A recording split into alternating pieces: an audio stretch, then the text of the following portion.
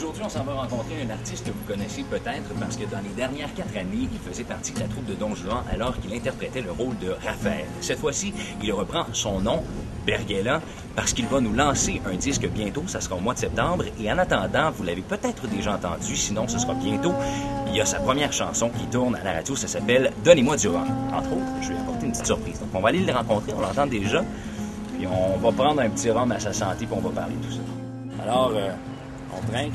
Oui, trinquons. À quoi? Ben écoute, à ton nouvel extrait. À la musique. À la musique. Et je t'ai apporté du rhum parce que ton premier extrait, ça s'appelle « Donnez-moi du rhum ». On va en reparler un peu plus tard parce que d'abord, c'est un extrait qui a été écrit et composé par Félix Gray. Oui. Quelqu'un que tu connais bien maintenant, avec qui tu travailles depuis quelques années. Mais je veux qu'on parle un peu de toi.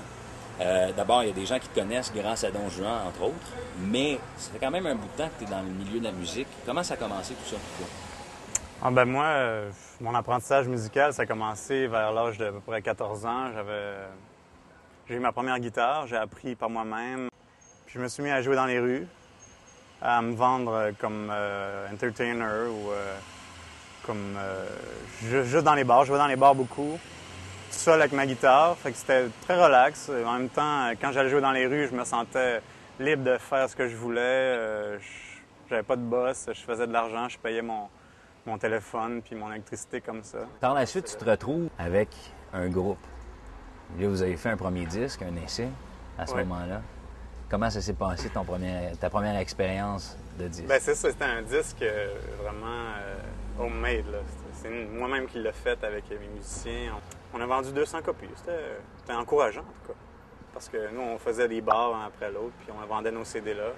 Bien, en fait, nous, on a décidé de partir à Montréal parce que ça allait tellement bien au Saguenay. On jouait dans certains bars aussi à Québec. Fait qu'on s'est dit, à chaque fois, ça augmentait. Fait on s'est dit, bon, on va aller à Montréal, c'est là que ça se passe.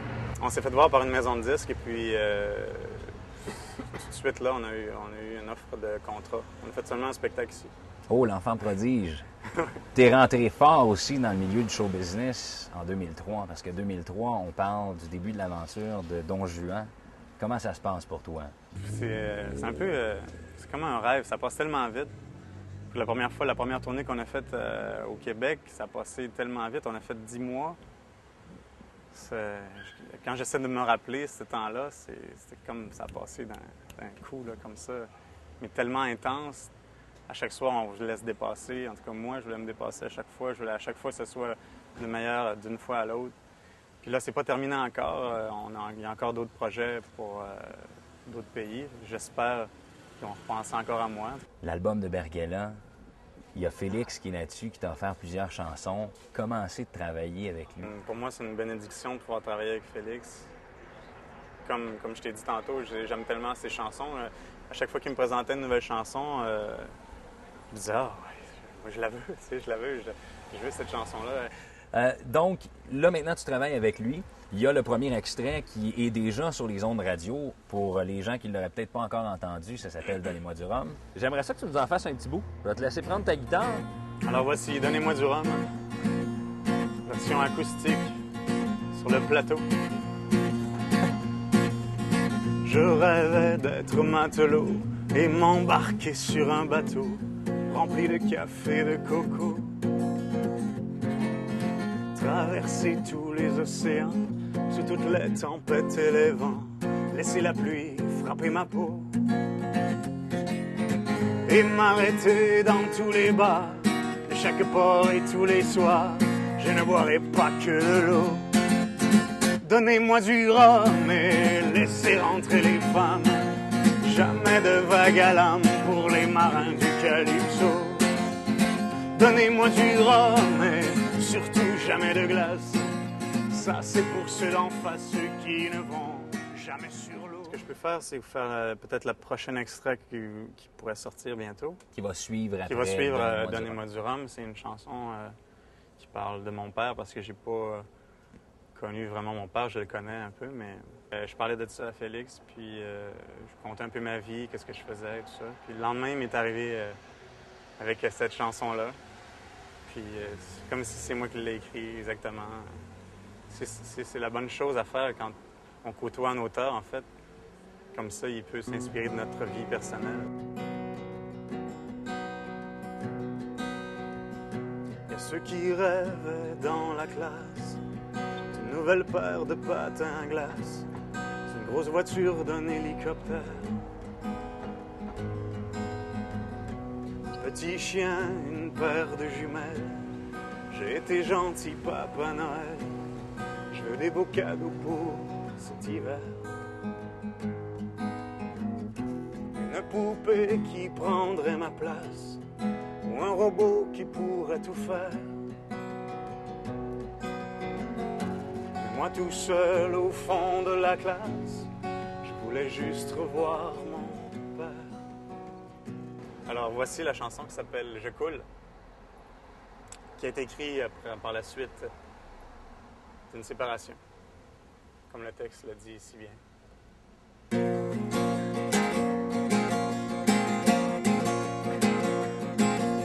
Elle m'a dit, je m'en vais, j'ai dit, va-t'en, bien fait, pas la peine de revenir jamais.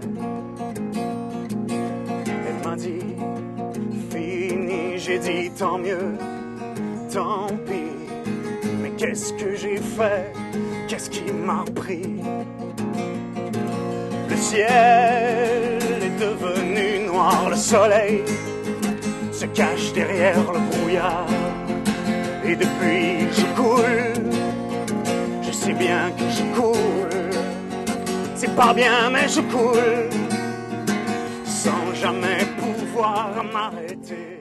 En tout cas, jusqu'à date, ça augure très très bien. Le résultat semble pas mal. Ben, merci. D'ailleurs, je pense qu'il est dans le coin, Félix. On pourrait peut-être Oui. aller jaser de toi. Ben oui, justement, il est en train de jeter un œil à une chanson. Peut-être qu'on peut aller On va aller voir ça.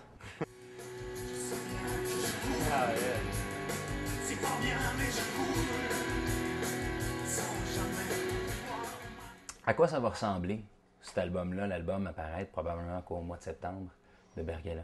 Il ressemblera, en tout cas, à ce qui est le plus important, je crois, c'est l'union de deux artistes qui se trouvent et qui se comprennent, et trois avec aussi l'arrangeur avec lequel on travaille, Éric Lamotte. Donc c'est Bergella, Éric et moi. Donc c'est cette espèce d'osmose qu'on a entre nous. Je pense que ça va nous ressembler à tous les trois, surtout à lui.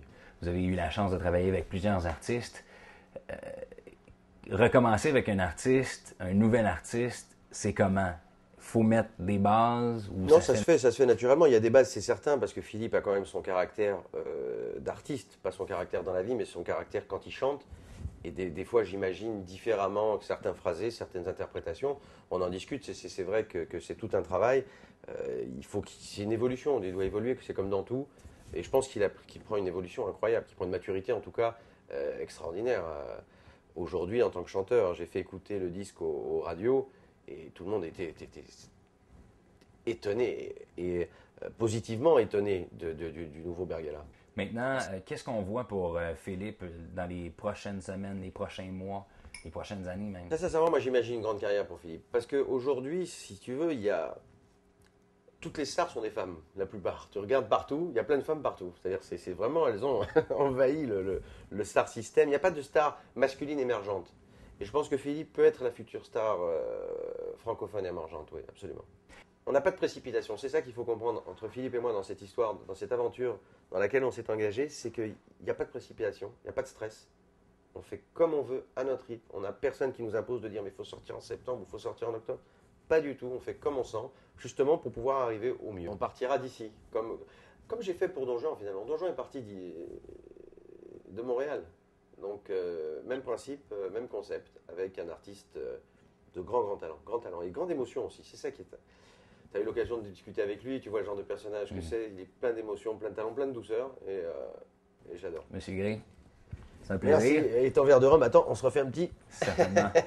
À la tienne. Donnez-moi du rhum et laissez rentrer les femmes. Jamais de vague à l'âme pour les marins du Calypso.